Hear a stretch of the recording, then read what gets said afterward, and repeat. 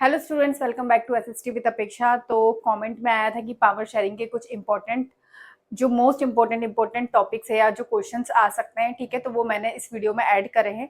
ठीक है, तो जल्दी से हम लोग देख लेते हैं क्योंकि पावर शेयरिंग का भी जो वेटेज है वो 5 से 6 मार्क्स का है। ठीक है, तो चैप्टर आपका इंपॉर्टेंट है लेकिन चैप्टर ईजी भी बहुत है। ठीक है, तो चलिए जल्दी से देखते हैं फर्स्ट क्वेश्चन।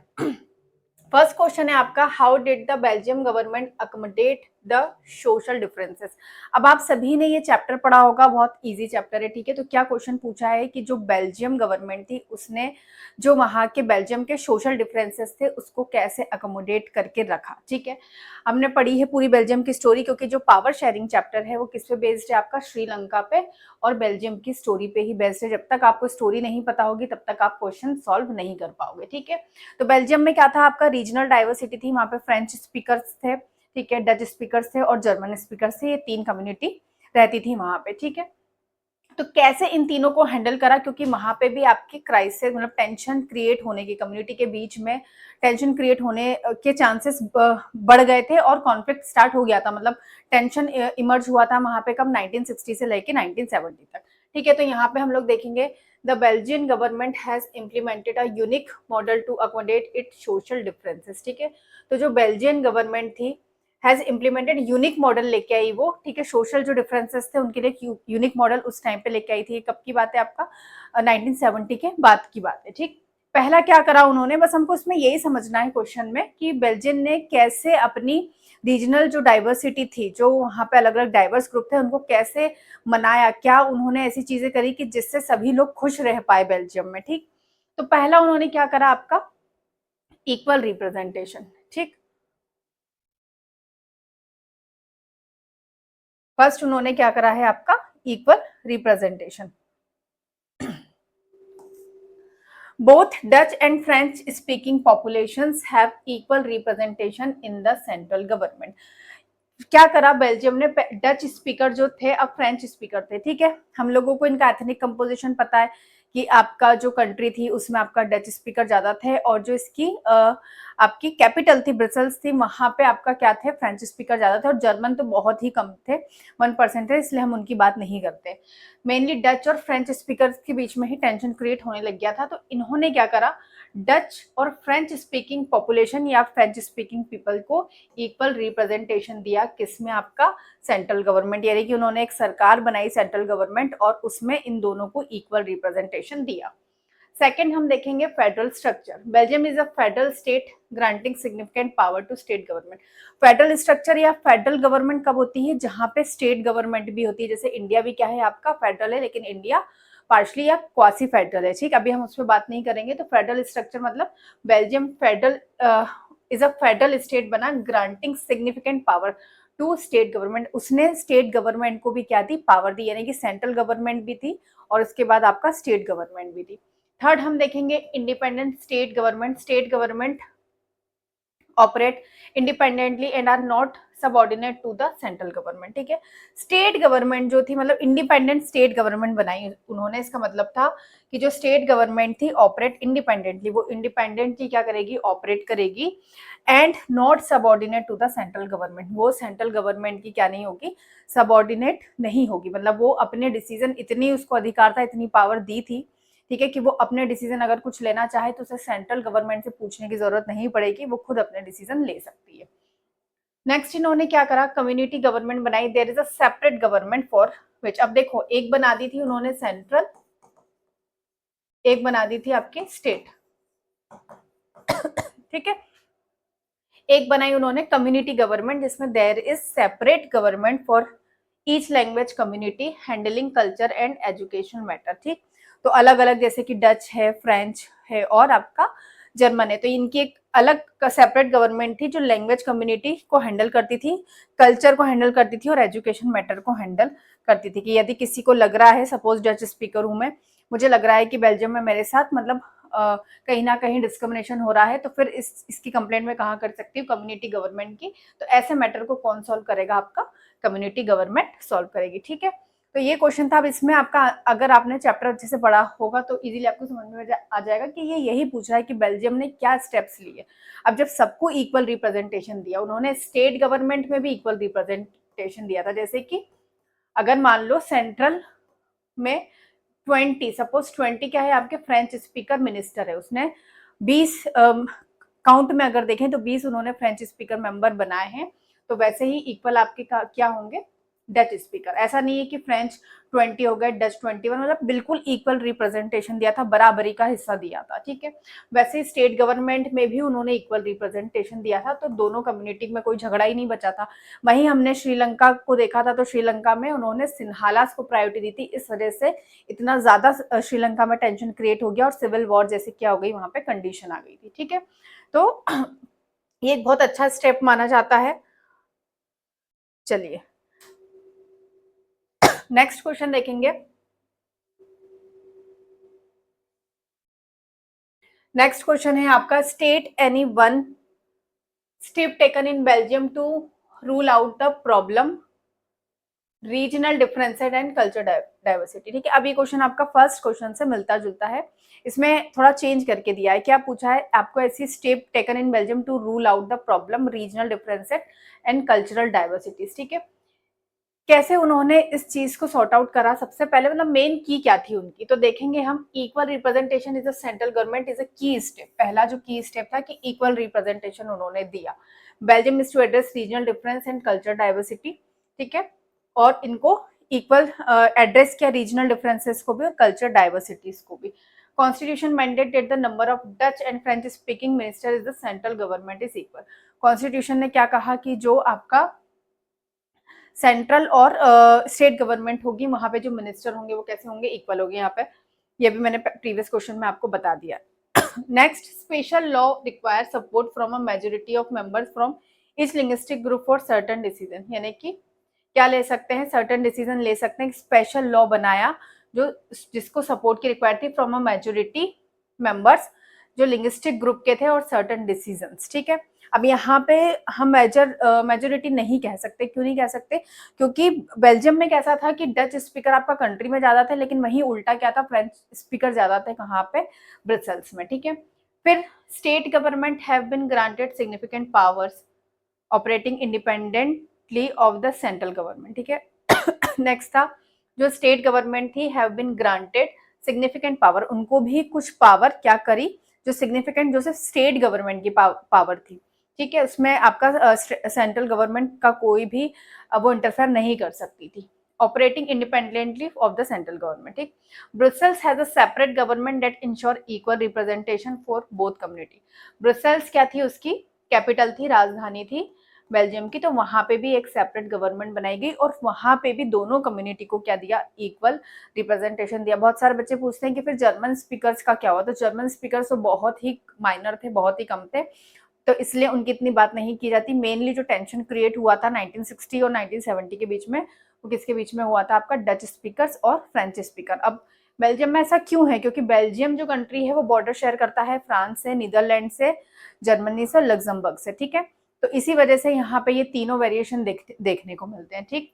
तो ये क्वेश्चन आपका फर्स्ट क्वेश्चन से मिलता जुलता है, तो आपको ये याद होने चाहिए, ये स्टेप्स आप लर्न कर लो कि भाई क्या क्या बेल्जियम ने अकोमोडेशन की पॉलिसी को एक्सेप्ट किया था, ठीक है। तो उसमें क्या क्या स्टेप्स, 4-5 पॉइंट्स है, अगर आप उसको कर लोगे तो बेल्जियम वाले पार्ट से जितने भी क्वेश्चन आपके आएंगे वो आप कर सकते हो, ठीक है। चलो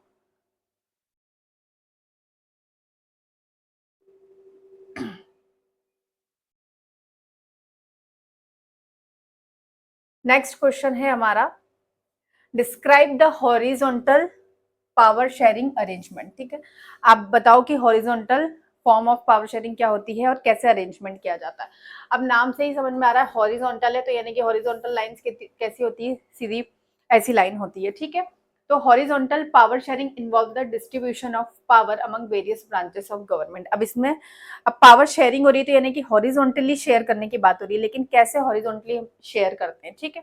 तो यहाँ पे हम देखेंगे The key feature are कैसे शेयर होती है, power is shared among different organ of government including the legislature, executive and judiciary। Power को कैसे शेयर किया जाता है आपका डिफरेंट ऑर्गन में। अब देखो ये आपकी हो गई, यहाँ पे समझना हॉरिजॉन्टल लाइन, ठीक है।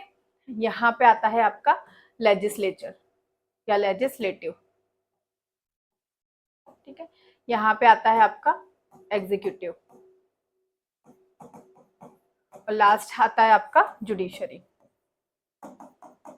ठीक है, तो ये लाइन कैसी दिख रही है आपको, हॉरिजॉन्टल लाइन है ये, यानी कि सीधी लाइन है। तो लेजिस्लेटिव, एग्जीक्यूटिव, जुडिशरी। लेजिस्लेटिव का काम क्या होता है आपका, हमेशा लॉ मेकिंग का, ठीक है, लॉ बनाने का काम होता है। एग्जीक्यूटिव का काम क्या होता है, हमेशा आपका इस उसी लॉ को इम्प्लीमेंट करवाने का, ठीक। और जुडिशरी आपको पता है, जिसमें आपका सुप्रीम कोर्ट, हाई कोर्ट और डिस्ट्रिक्ट कोर्ट या लोअर कोर्ट, ये तीनों कोर्ट आती है, इंडिपेंडेंट बॉडी है।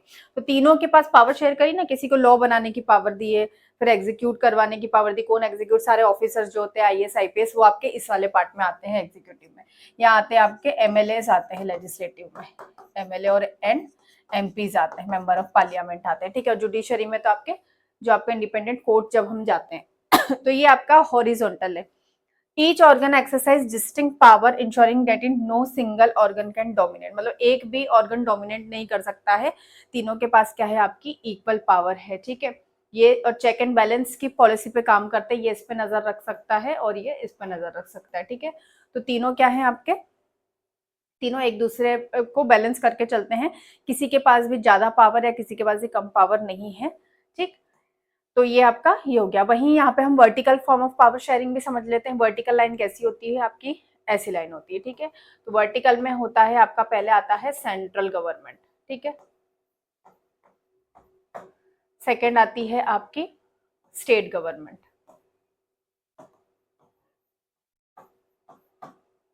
और थर्ड आती है आपकी लोकल गवर्नमेंट, जिसको हम पंचायती राज सिस्टम भी कहते हैं।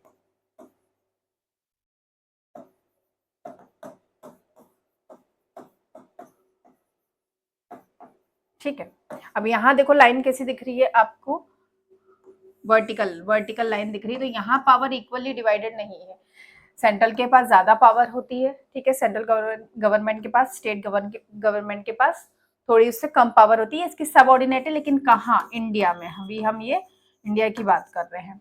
और लोकल गवर्नमेंट जो आपके विलेज पार्ट में, जो आपके ग्राम सभा होती है, आपकी पंच सरपंच होते हैं, वो आपका ये वाला पार्ट होता है, जो कहाँ रूल करती है, इनके अंडर में कौन किसको रूल करती है, ये जो आपका विलेज वाले पार्ट होते हैं। तो ये vertical form of power sharing है। यहाँ पे भी आपने पावर तो शेयर करी ना, लेकिन वर्टिकली करी, यहाँ ज्यादा पावर है, यहाँ कम पावर है, ठीक है। इनके बीच, दोनों के बीच में डिस्प्यूट होता है, तो आपका जुडिशरी हैंडल करती है। फिर जो जुडिशरी आपका क्या देगी, जो भी इसमें आपका डिसीजन जुडिशरी देती है, वो इनको मानना पड़ता है, ठीक है। अगर ये दोनों के बीच में कुछ भी डिस्प्यूट होता है तो, ठीक है, या इन दोनों के बीच में भी कुछ डिस्प्यूट होता है, तो इसमें जुडिशरी क्या करती है आपकी, फिर जजमेंट पास करती है। तो ये आपका vertical form of power sharing है। पावर सबको मिली, यहाँ पे भी कहीं भी पावर सेंट्रलाइज नहीं है, एक जगह पावर नहीं, पावर को हमने क्या किया है, डिस्ट्रीब्यूट किया है। और यहाँ पे भी लेजिस्लेटिव, एग्जीक्यूटिव और जुडिशरी है, ठीक।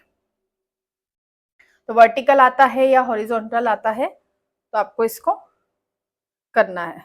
चलो नेक्स्ट क्वेश्चन हम लोग देखेंगे,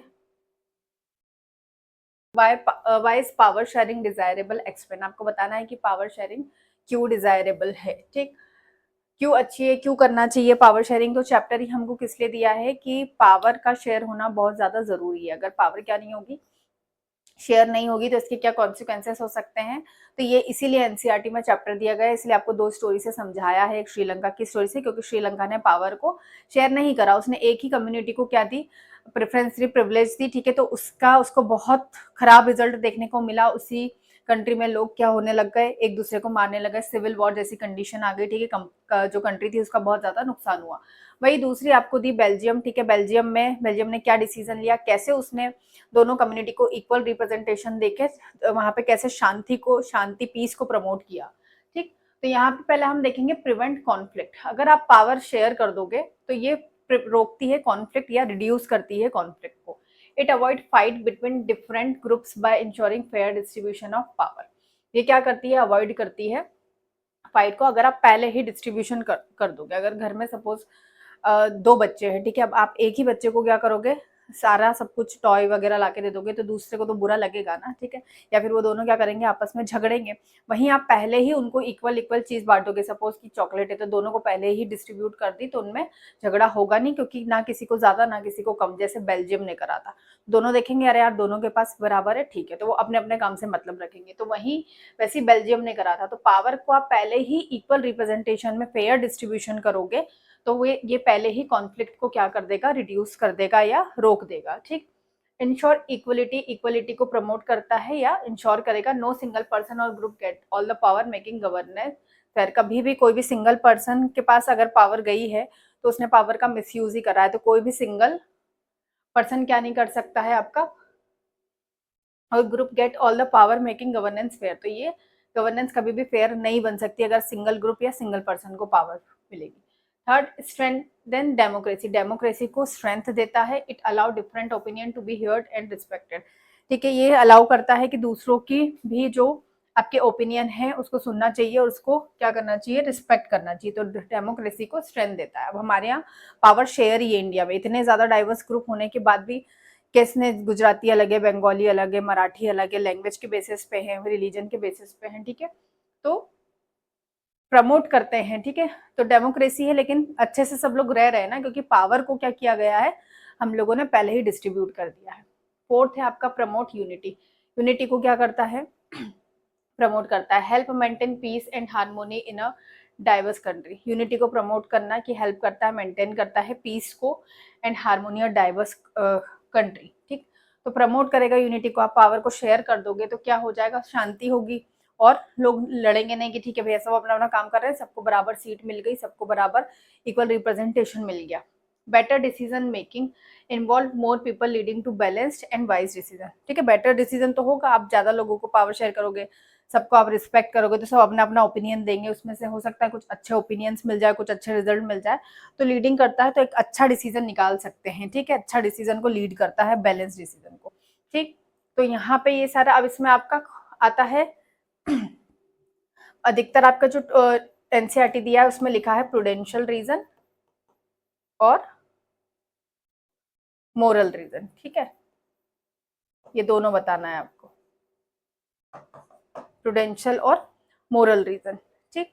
तो आप ये वाले पॉइंट्स भी लिख सकते हो तो भी आपका आंसर सही रहेगा, ठीक, क्योंकि इस वाले में बच्चे बहुत कंफ्यूज हो जाते हैं, प्रूडेंशियल का मतलब क्या होता है, मॉरल का मतलब क्या हो जाता है, तो इसलिए ये वाला आंसर मैंने इसमें यहाँ पर डाला है, ठीक।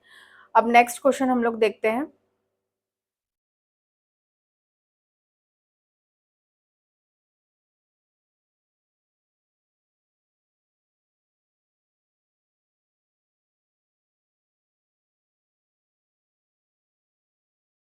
चलो, how did the idea of power sharing emerge, explain different form that have common arrangement of power sharing. ये बहुत इंपॉर्टेंट क्वेश्चन है, आपको बताना है different form of power sharing, ठीक है, और ये आइडिया कैसे आया, बहुत इंपॉर्टेंट क्वेश्चन है, उसमें काफी सारी चीजें कवर हो जाएगी। देखो हॉरिजॉन्टल और वर्टिकल पहले ही हमने समझ लिया, इसमें भी हम लोग एक बार देख लेंगे। Emergence of power sharing, the idea of power sharing emerge to prevent conflict in society with diverse group. ठीक है, जो आइडिया था पावर शेयरिंग का, emerge to prevent conflict in society with diverse group. ठीक है, पावर शेयरिंग से क्या होता है, कॉन्फ्लिक्ट को रोकता है ये, ठीक, डाइवर्स ग्रुप में। History is shown that giving all power to one person or leads to unrest and violence. History, जो पुरानी हमने चीजें देखी है, जो हिस्ट्री थी उससे हमने ये सीखा। हिस्ट्री हम क्यों पढ़ते, तो क्योंकि हमें हमारी मिस्टेक से पता चले कि जब भी पुराने टाइम में हिस्ट्री में हमने देखा है कि कभी जब भी किसी कंट्री में किसी एक पर्सन को या एक ही ग्रुप को पावर दी गई है तो क्या हुआ है, अनरेस्ट, मतलब कि सही से काम नहीं हुआ है, वायलेंस में कन्वर्ट हुई है ये चीजें, ठीक। The ensure fairness and stability democracy adopted power sharing. अगर आपको इंश्योर करना है कि फेयरनेस हो, शांति हो, तो आपको क्या कर, स्टेबिलिटी हो, डेमोक्रेसी को क्या अडॉप्ट करना चाहिए, पावर शेयरिंग ही। अगर जब तक पावर शेयर नहीं करोगे तब तक आप शांति नहीं को, पीस को स्थापित नहीं कर सकते कंट्री में। अब फॉर्म्स ऑफ पावर शेयरिंग की बात करें, पहला है आपका horizontal form of power sharing. हमने कैसे बांटा है ये, ठीक है, इंडिया का स्ट्रक्चर है, ठीक। तो हॉरिजॉन्टल अमंग, कैसे, among different group organ of government, जो गवर्नमेंट के ऑर्गन है जो काम करते हैं, जैसे legislature, executive, judiciary. Example India में जो एग्जाम्पल है, ठीक, लेजिस्लेचर अभी मैंने बताया, लॉ मेकिंग का काम, एमएलए, एमपी, एग्जीक्यूटिव और आपकी जुडिशरी। जुडिशरी क्या होती है, आपका जो कोर्ट्स होते हैं और एग्जीक्यूटिव उसी लॉ को, जो लॉ लेजिस्लेचर बनाता है उसी लॉ को क्या करते हैं, वो एग्जीक्यूट करते हैं। Vertical form of power sharing में power is shared between central state and local government, example federal system like India and the USA. ठीक है, पावर को कैसे शेयर किया जाता है, सेंट्रल, स्टेट और फिर आपका लोकल गवर्नमेंट जो भी होती है, तो तीन उसमें डिवाइड किया जाता है। तो जैसे कि इंडिया में भी है और यूएसए में भी है, अभी हमने समझा था। Empowering social group, social group को पावर देता है, जैसे among different social groups minority and weaker section gate special representation. अब जो माइनॉरिटी है हमारे यहाँ या शेड्यूल कास्ट, शेड्यूल ट्राइब से, उनको क्या दिया जाता है, इक्वल रिप्रेजेंटेशन दिया था। जैसे example reserve seats in legislature हमारे यहाँ दिया जाता है ना कि विमेंस है, विमेंस पीछे हैं तो उनको आगे लाने के लिए, या जो शेड्यूल कास्ट, शेड्यूल ट्राइब्स है तो उनको कुछ रिजर्वेशन दिया जाता है, 33% है या जो भी है, ठीक है, आपका काउंट। नेक्स्ट देखेंगे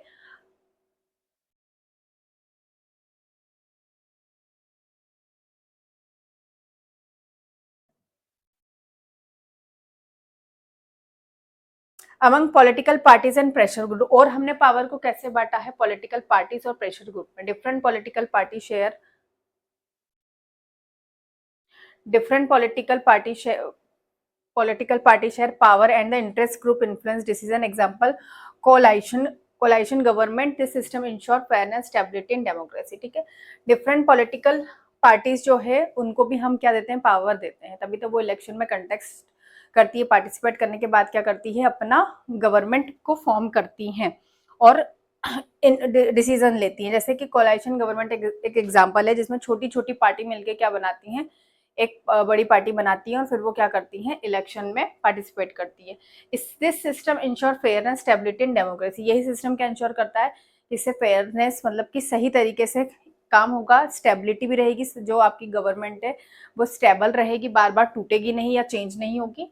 और डेमोक्रेसी का यही सारे रूल होते हैं कि अगर जहाँ डेमोक्रेसी है वहाँ पावर शेयर होती है और जहाँ पावर शेयरिंग है वहाँ पर डेमोक्रेसी होती है। ठीक है, तो ये आपका जो इम्पोर्टेंट थे। एक बार आपको और अगर पावर शेयरिंग देखनी है तो आप शॉर्ट्स जो है मेरे, वहाँ पे मैंने एक एक चीज़ पूरी पावर शेयरिंग की समझाई गई है, ये वो शॉर्ट्स में मैंने इनको समझाया है। ठीक है, उससे बहुत इजीली समझ में आ जाएगा और उसके नीचे डेफिनेशंस भी दी हुई होती है, जो टॉपिक होता है उसका क्वेश्चन भी होता है और उसका आंसर भी होता है इजी लैंग्वेजेस में, वहाँ से भी आप देख सकते हो। बाकी कुछ टिप्स इस चैप्टर की अगर मैं दूँ तो आप पहले पूरी श्रीलंका की स्टोरी पढ़ लीजिए, ठीक है, और बेल्जियम की स्टोरी, कि इन दोनों ने कैसे काम किया, उसी में से आपके क्वेश्चन आएंगे। और इंडिया में ये फॉर्म्स होते हैं, इससे 3 टॉपिक में से आपका क्वेश्चन बाहर नहीं जाएगा। ठीक है, 5 से 6 मार्क्स का है ये, एमसीक्यू जरूर इसके देख लें।